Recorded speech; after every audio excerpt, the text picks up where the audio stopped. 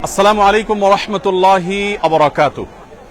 সুপ্রিয় দর্শক শ্রোতা ভাই বোন, আমরা গতকাল সারাদিন ফেনীতে ছিলাম। আগের দিন রাতভর ফেনী, নোয়াখালী, লক্ষ্মীপুর এলাকাতে আমরা থেকেছি এবং আজকে ভোরে আমি এসে ঢাকায় পৌঁছলাম।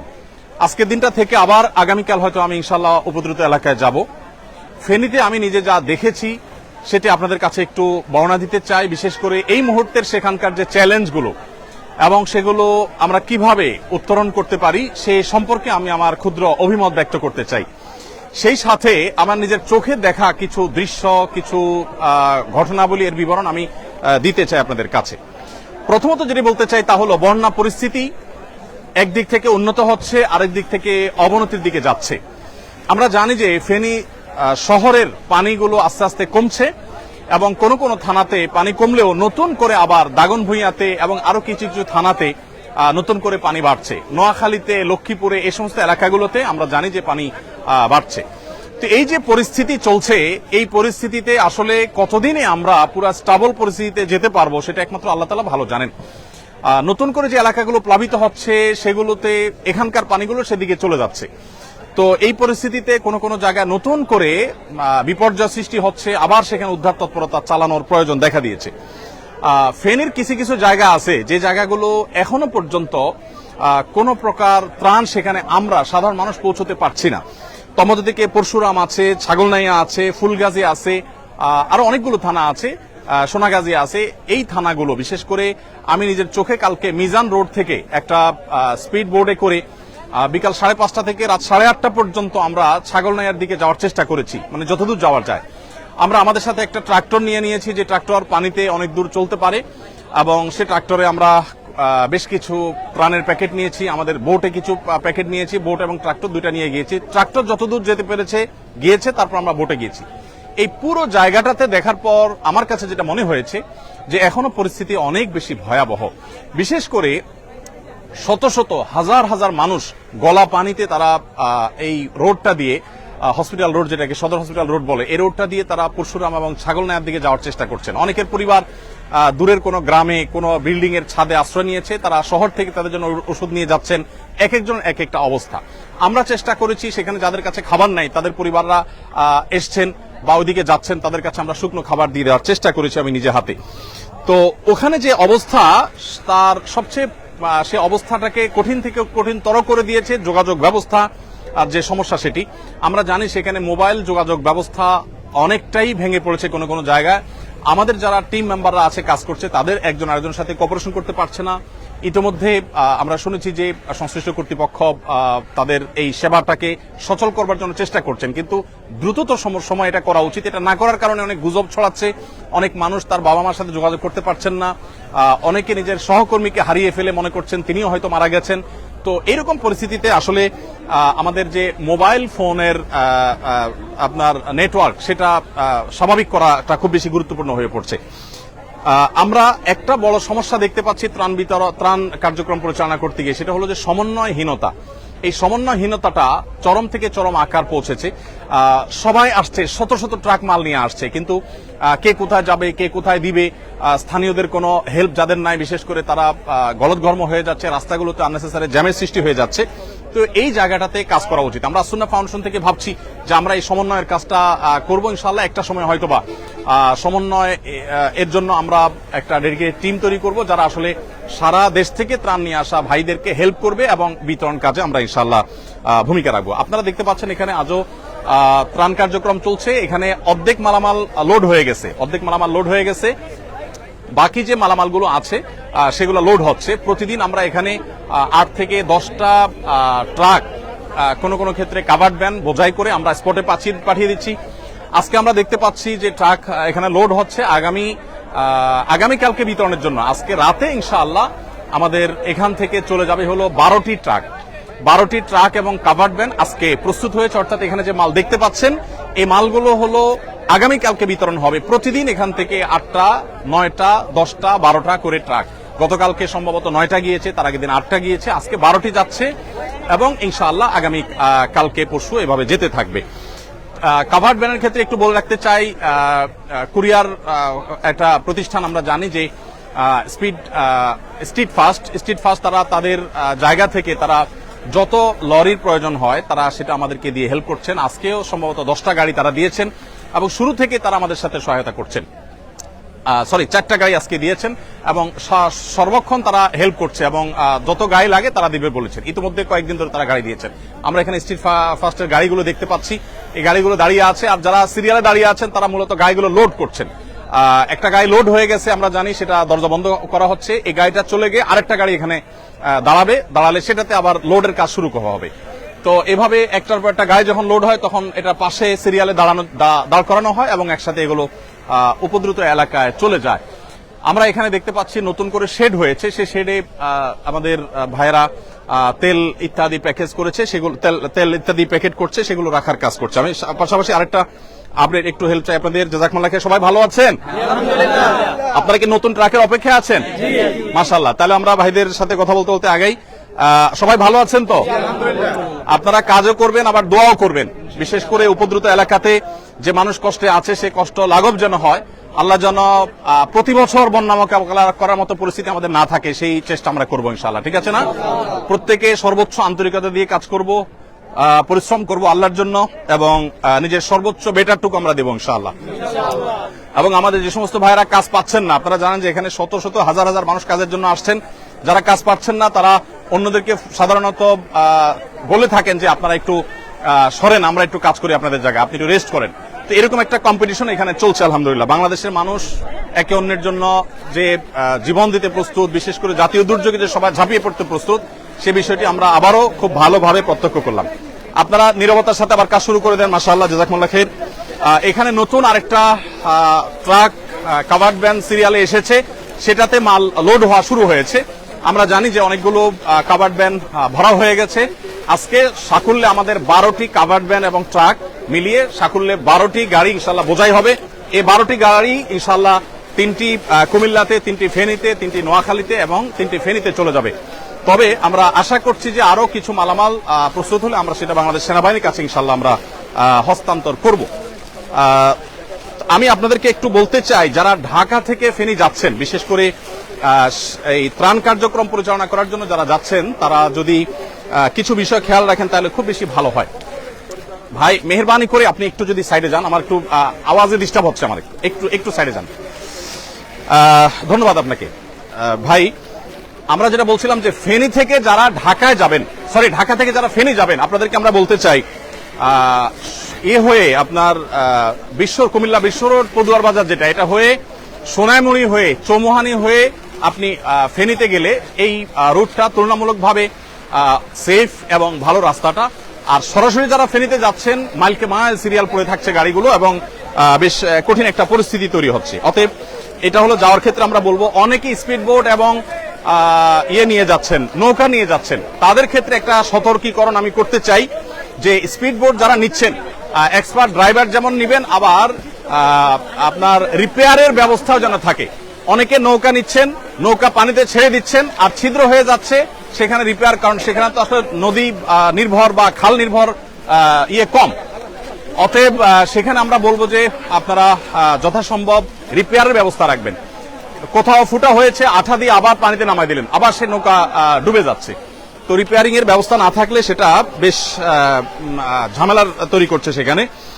আর আরেকটা গুরুত্বপূর্ণ বিষয় হলো যে এলোপাতাড়ি সেখানে চলছে সবকিছু। সেখানে সাধারণ জনগণ যার যার উদ্যোগে, প্রশাসনের লোকজন, পুলিশ ভাইরা কেউ কেউ দেখা যায় সেখানে অ্যাক্টিভ আছেন। এটা আরো বাড়াতে হবে, বিশেষ করে আমরা যদি সেখানে ব্যাপকভাবে চাই যে মানুষের কাছে ত্রাণ পৌঁছাক, তাহলে এই চলাফেরাগুলো স্মুথ করার ব্যবস্থা করতে হবে। আমরা দেখতে পেয়েছি মিজান রোড থেকে বিভিন্ন এলাকাতে, বিশেষ করে থানা পর্যায়ে ত্রাণ পৌঁছানোর জন্য, আত্মীয় স্বজনের খোঁজ খবর নেওয়ার জন্য মানুষ পরিশ্রম করছে, চেষ্টা করছে, কিন্তু তেমন কিছু করতে পারছে না। এখানে নতুন একটি লরি আলহামদুলিল্লাহ এখানে হচ্ছে, লরি লোড হচ্ছে আলহামদুলিল্লাহ, আমরা দেখতে পাচ্ছি। আসসালামু আলাইকুম, সবাই ভালো আছেন? মাশাআল্লাহ, সবাই খুশি তো? আপনারা কাজ করতে পেরে সবাই খুশি? মাশাআল্লাহ, ফাইন, মাশাআল্লাহ, জাযাকুমুল্লাহ খাইর। ভাই, আমরা আওয়াজ না করে কাজ করি। এখানে নতুন লরি বোঝাই হচ্ছে এবং যেটি বলছিলাম যে আজকে 12টি লরি এখানে বোঝাই হবে এবং একটা পর একটা বাই সিরিয়ালে চলে যাবে ইনশাআল্লাহ। আপনারা একটু যদি সাইড হন ভালো হয়। ইনশাআল্লাহ বাই সিরিয়ালে এই লরিগুলো চলে যাবে ইনশাআল্লাহ। সাইফুল্লাহ ভাই শুরু থেকে ভলান্টিয়ার সার্ভিস দিচ্ছেন, জ্বর আসছে আজকে, তারপরে বেচারা চলে আসছেন এত কিছু উপেক্ষা করে। আল্লাহ তাআলা তাকে উত্তম বিনিময় দান করুন, জাযাকুমুল্লাহ খাইর। আমি যেটা বলছিলাম যে সেখানে যারা যাচ্ছেন, একটু ভাই জায়গা দেই, সেখানে যারা যাচ্ছেন আমি তাদের উদ্দেশ্যে বলতে চাই যে আপনারা মেহেরবানি করে যথেষ্ট প্রস্তুতি নিয়ে যাবেন। মোবাইল নেটওয়ার্কের সমস্যাটা হয়তো কেটে যাবে, কিন্তু স্পিড বোট এবং নৌকা যারা নিচ্ছেন তারা রিপেয়ারের ব্যাপারটা একটু দেখবেন। ভাই একটু স্টার্ট বন্ধ করেন বা সাইড হন একটু। আর আরেকটা গুরুত্বপূর্ণ বিষয় আমি বলতে চাচ্ছি, সেটা হলো যে আমাদের আসুন্নাহ ফাউন্ডেশন থেকে আমরা যে ত্রাণ কার্যক্রম পরিচালনা করছি, আমাদের জেলা পর্যায়ের যে এখানে কিছু পানি রাখা আছে যেগুলো আমাদের ভলান্টিয়ারদের জন্য লাগছে, আবার কিছু কিছু ত্রাণের জন্য যাচ্ছে। আর ভলান্টিয়ারদের নাস্তা এবং দুপুরের খাবারের ব্যবস্থা আমরা রেখেছি আলহামদুলিল্লাহ। তো আমি যেটা বলতে চাচ্ছিলাম যে জেলা ভিত্তিক আমাদের যে পয়েন্টগুলো আছে, ফেনীর কার্যক্রমটা আমরা দাগনভূঞা থেকে পরিচালনা করছি, এবং নোয়াখালীর যে কার্যক্রম সেটা আমরা পরিচালনা করছি হলো নোয়াখালীর একটা মাদ্রাসা থেকে, সেটা দাগনভূঞার খুব কাছাকাছি। আবার আরেকটা জায়গা নোয়াখালীর নতুন করে আমাদের তৈরি হচ্ছে, সেখান থেকে কার্যক্রম পরিচালনা করা হবে ইনশাআল্লাহ। আমরা আল্লাহ যদি তৌফিক দান করেন নোয়াখালী এবং ফেনীর প্রত্যেকটা এলাকাকে কভার করব। লক্ষ্মীপুরের আমাদের যে পয়েন্ট সেটি হলো টুমচর থেকে আমরা আমাদের কার্যক্রম পরিচালনা করছি, এবং টুমচর মাদ্রাসা থেকে লক্ষ্মীপুরের চতুর্দিকে আমরা যতদূর সুযোগ পাচ্ছি ততদূর আমরা কাজ করছি। আর কুমিল্লাতে ঢাকা কুমিল্লা মহাসড়কের উপর একটা বড় মাদ্রাসাকে আমরা ক্যাম্প করেছি, সেটাকে মূল পয়েন্ট করে সেখান থেকে আমরা আমাদের সমস্ত মালামালগুলো রেখে ছোট ছোট গাড়িতে করে ট্রলারে করে সেগুলো বিভিন্ন এলাকায় পাঠিয়ে দিচ্ছি। তবে এই মুহূর্তে সবচেয়ে বেশি আমরা প্রায়োরিটি দিচ্ছি সেনাবাহিনীর কাছে মালামাল হস্তান্তর করা, কারণ দুর্গম এলাকাতে তারাই শুধুমাত্র পৌঁছতে পারছেন। আমি একটা কথা বিশেষভাবে বলতে চাই, সাধারণ মানুষ যারা এখনো বিভিন্ন জায়গায় আটকে আছেন তাদেরকে উদ্ধারের কাজটা আরো জোরদার হওয়া উচিত। আমাদের সেনাবাহিনী এবং নৌবাহিনী, বিমান বাহিনী সহ বিভিন্ন বাহিনীর সদস্যরা, ব্যক্তিবর্গ তারা তাদের জায়গা থেকে কাজ করছেন, কিন্তু আমার কাছে মনে হয়েছে যে রিমোট এরিয়াগুলোতে অনেক মানুষ 2 দিন 3 দিন না খেয়ে আছে, বিশুদ্ধ পানি নেই, হাহাকার চলছে। মানুষ আমাদের কাছে হাতে পায়ে ধরছে যে মাল পাঠান, আমাদের কাছে মাল রেডি, শুধু আমাদের কাছে নয়, শত শত ট্রাক সিরিয়ালে আছে, কিন্তু এই মালগুলো যে পৌঁছানো হবে তার জন্য আসলে তেমন কোনো ব্যবস্থাপনা নেই। তো বাংলাদেশ সেনাবাহিনীর সদস্যবৃন্দ তারা উদ্ধার কাজও করছেন, আবার এদিকে আমরা জানি নতুন নতুন জেলা উপদ্রুত হচ্ছে, সেই জেলাগুলোতে তারা কাজ করছেন, যার কারণে আসলে এত বেশি জেলা এফেক্টেড হয়ে গেছে, 11টি জেলা এফেক্টেড হয়ে গেছে, চাপটা অনেক বেশি পড়ে গেছে। তারপর আল্লাহ তাআলা আমাদেরকে সাহায্য করুক। আমি আমার একটু তিক্ত অভিজ্ঞতা আপনাদের সাথে শেয়ার করতে চাই। সেটা হলো যে আমরা দেখেছি যে যারা সেখানে ত্রাণ দিতে যাচ্ছেন তারা অনেকেই উদ্ধার কাজে নেমে যেতে হচ্ছে, কারণ এমন এমন বৃদ্ধ মানুষ আছে যে বৃদ্ধ মানুষগুলোকে দেখে আপনি আসলে ঠিক থাকতে পারবেন না। আমি গতকালকে আমার বোটে করে আমরা যখন পরশুরাম এবং ছাগলনাইয়ার দিকে যাওয়ার চেষ্টা করছিলাম, সেই বোটে আমরা বোট থেকে লক্ষ্য করলাম যে 2 জন তরুণী, তাদের একজন সাথে একজন পুরুষ আছেন, তারা গলা পরিমাণ পানি দিয়ে হেঁটে হেঁটে আসছেন। তাদের অবস্থা দেখে বোঝা যাচ্ছে তারা ক্লান্ত, এবং তারা ফেনী শহর পর্যন্ত যেতে এখনো তাদেরকে আরো হয়তো ঘন্টাখানেক হাঁটা লাগবে পানিতে।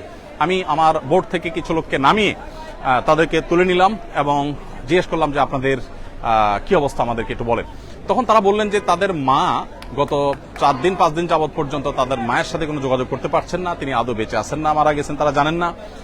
তারা বলেছেন যে আমরা ঢাকা চিটাগাঙে ভাই বোন থাকেন, তারা এসে মহিপাল একটা হোটেলে উঠেছেন, এবং প্রতিদিন গত 4-5 দিন যাবৎ প্রতিদিন সকালে তারা এই পানি ভেঙে মাইলকে মাল তারা যেতে থাকেন। কিছু দূর যাওয়ার পর আর আর আর ইয়েতে আপনার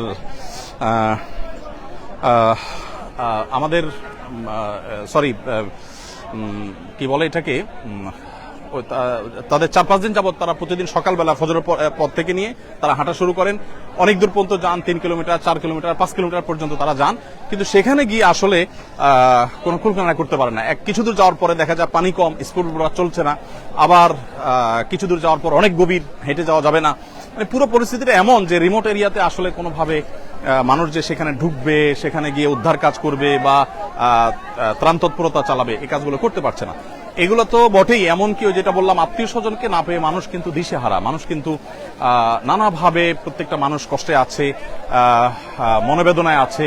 আমি যে 2টি বোনের কথা বললাম, তারা 5 দিন যাবত সকাল থেকে সন্ধ্যা পর্যন্ত তারা শুধু হেঁটে যান আর আসেন, কিন্তু পরশুরাম থানায় তাদের বাড়ি, সেখান পর্যন্ত তারা পৌঁছতে পারে না। একটু ভাই একটু একটু একটু আসসালামু আলাইকুম।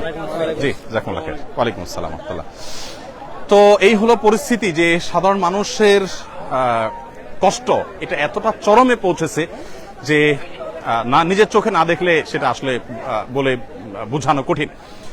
আমি অনেক মানুষের সাক্ষাৎকার নেওয়ার চেষ্টা করেছি। এক ভাইকে পেয়েছি, ইয়াং ম্যান, তিনি কুমিল্লায় চাকরি করেন কোথাও, সেখান থেকে তিনি এসেছেন।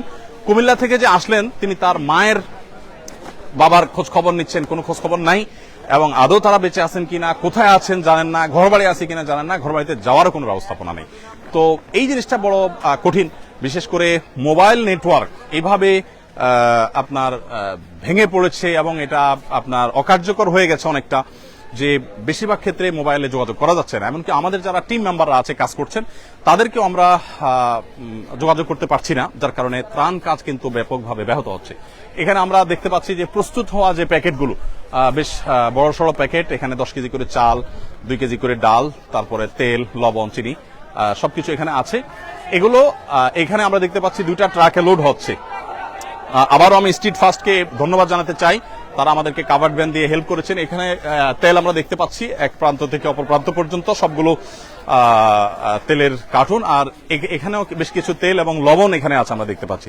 দুই পাশে বোঝাই করা তেল এবং লবণের সারি, আর এই পাশে তেলের যে সারিগুলো আছে আমরা দেখতে পাচ্ছি, এই পাশ থেকে নিয়ে একেবারে শেষ মাথা পর্যন্ত এগুলো সবগুলোই হলো তেলের কার্টুন। 2 লিটার করে আমরা তেল দিচ্ছি প্রত্যেকটা প্যাকেজের মধ্যে।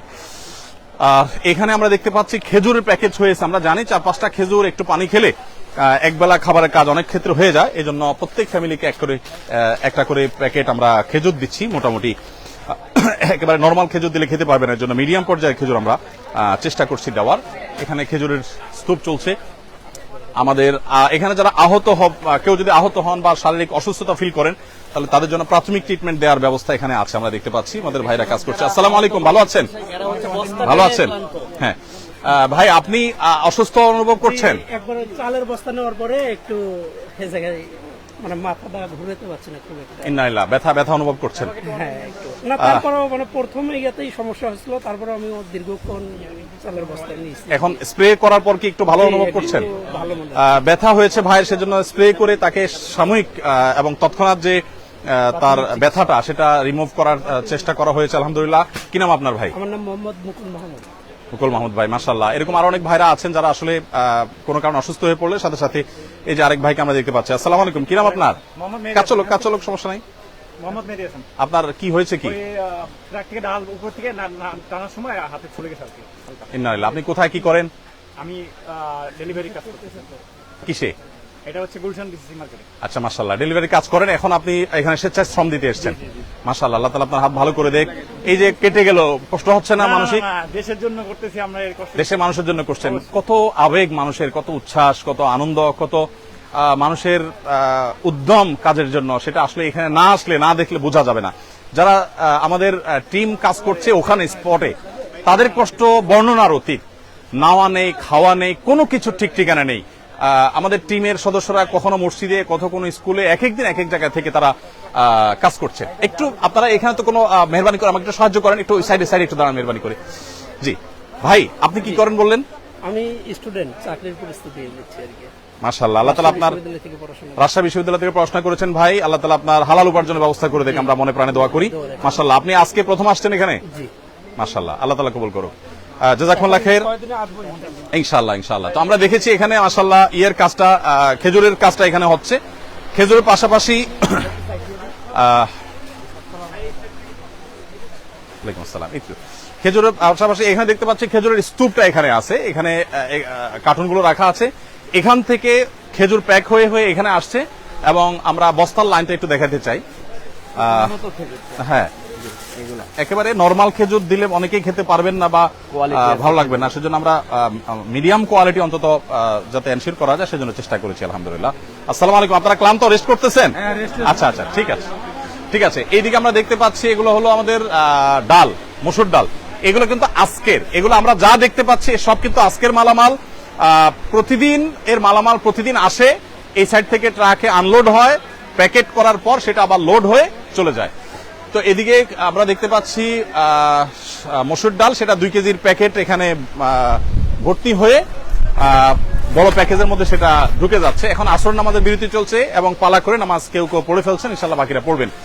এখানে আমরা দেখতে পাচ্ছি এগুলো হলো চাল, ওই পাশে চালের স্তূপ। আজকে যেহেতু দিনের অনেকটা শেষ, অতএব কাজ হয়ে গেছে। এখানে যে চাল দেখতে পাচ্ছি আমরা, সেটা আজকের যে কাজ সেটা হয়তো 50% হবে না, 1/3 হয়তো বা হতে পারে। বাকি কাজগুলো আমাদের হয়ে গেছে। এগুলো সবগুলো কাজ হবে, আবার সেগুলো লোড হবে। এগুলো 10 কেজি করে চালের প্যাকেট এখানে আছে, যেগুলো এখানে স্তূপ আছে। তো ওই পাশেও চালের বেশ কিছু বস্তা আছে। এই লরিটা কি মাল লোড হবে না আনলোড হচ্ছে? এটা আনলোড। মাশাআল্লাহ, এই ট্রাক থেকে মাল আনলোড হয়েছে। আনলোড হওয়ার পর এগুলো প্যাকেজিং এর পর ওই পাশে ট্রাকগুলোতে লোড হয়ে যাচ্ছে। এদিকেও আমরা দেখতে পাচ্ছি বেশ কিছু চাউলের বস্তা আছে। তো প্রিয় দর্শক, আমি শেষ করব, বিশেষ করে আরো একটা পয়েন্ট আপনার সাথে শেয়ার করতে চাই। সেটা হলো যে আমরা জেলা ভিত্তিক প্রত্যেকটা জেলাতে আমাদের পয়েন্ট করেছি, সেখানে আমাদের টিম কাজ করছে আলহামদুলিল্লাহ। আপনারা যারা বিভিন্ন জায়গা থেকে ত্রাণ নিয়ে যান, আমি আপনাদেরকে বিনয়ের সাথে বলতে চাই, রাস্তার ধারে থাকা মানুষদেরকে দিয়ে দায় সারবেন না। রাস্তার পাশে থাকা মানুষগুলোও নিডি, তাদেরকেও দিবেন ডেফিনেটলি, কিন্তু সেখানে দিয়ে দায় মুক্ত হওয়ার চেষ্টা করবেন না। আমরা গতকালকে দাগনভূঞার একেবারে ভেতরে যাওয়ার চেষ্টা করেছি। 3 ঘন্টা ট্রাক্টর, তারপরে নৌকা, বিভিন্ন কিছুতে করে একদম জায়গা পর্যন্ত পৌঁছার আমরা চেষ্টা করেছি। এবং ছাগলনাইয়া পরশুরাম রোডে আমরা যতদূর পেরেছি গিয়েছি, কিন্তু একেবারে মূল যে এফেক্টেড এরিয়া, সেখানে আসলে যাওয়ার মতো পরিস্থিতি এখনো হয়নি। ঠিক একইভাবে আপনারা যারা কাজ করছেন, আমি বলবো যে সীমিত পরিসরে কাজ করলেও চেষ্টা করবেন স্থানীয় রিলায়েবল এবং বিশ্বস্ত মানুষদের সাথে কথা বলে তাদেরকে সাথে নিয়ে আপনি ভেতরে যাবেন এবং যথাসম্ভব রিমোট এরিয়াগুলোতে ঢোকার চেষ্টা করবেন। আল্লাহ তাআলা আমাদের সবাইকে তৌফিক দান করুন। সেখানকার পরিস্থিতি আসলে মানে একেবারে নিশ্চিন্ত হওয়ার মতো কোনো পরিস্থিতি তো নাই, বরং এখনো 4-5 দিন পর্যন্ত বহু পরিবার পড়ে আছেন বিভিন্ন জায়গায়, তাদের কাছে ত্রাণ পৌঁছানো দরকার। বাংলাদেশ সেনাবাহিনী সহ অনেকগুলো বিশ্বায়িত প্রতিষ্ঠান, প্রশিক্ষিত বাহিনী, তারা কিন্তু সেখানে তাদের মতো করে কাজ করছে এবং তারা ত্রাণ পৌঁছানোর চেষ্টা করছে। সেটা আরো বলিষ্ঠভাবে, আরো শক্তিশালীভাবে যেন হয়, আমরা সেজন্য দোয়া করি। আল্লাহ তাআলা সবাইকে তৌফিক দান করুন। এখানে ভলান্টিয়ার ভাইরা যেহেতু নামাজের বিরতি সবাই দাঁড়িয়ে আছে, মাশাআল্লাহ সবাই কাজ করছেন। আল্লাহ তাআলা আপনাদের সবাইকে উত্তম বিনিময় দান করুন। সবাই ভালো আছেন তো? এদিকে, আপনি এদিকে আসেন। কি নাম আপনার? আমার নাম মোহাম্মদ আনিসুর রহমান। আপনি কি করেন? আমি এভাবে বিজনেস করি। একটু এদিকে দাঁড়ান, এদিকে দাঁড়ান। বিজনেস করি। আচ্ছা, কিসের বিজনেস? আমার প্যাকেজিং বিজনেস আছে। আচ্ছা, আপনি কি ভলান্টিয়ার সার্ভিস দিতে আসছেন না ডোনেশন দিতে আসছেন? আমি ভলান্টিয়ার সাপোর্ট দিতে আসছি। মাশাআল্লাহ। আপনি কখন আসছেন আজকে? আমি আজকে আসছি জোহরের নামাজের আগে। আচ্ছা আচ্ছা, মাশাআল্লাহ। এই পর্যন্ত কাজ করেছেন? জি, বস্তা টেনেছেন আপনি? জি জি জি। কতগুলো বস্তা টেনেছেন আনুমানিক? আর চালের বস্তা প্রায় 300-র উপরে। কি বলেন, আপনি 300-র উপরে বস্তা না না, টেনেছেন? আমরা সবাই সম্মিলিত। আচ্ছা, আপনাদের টিম আর কি, বুঝতে পেরেছি, গ্রুপ ওয়ার্ক। হ্যাঁ, সেটা বলেন। তো বস্তা তো টানতে নিশ্চয় অভ্যস্ত না? না, কষ্ট হয় নাই?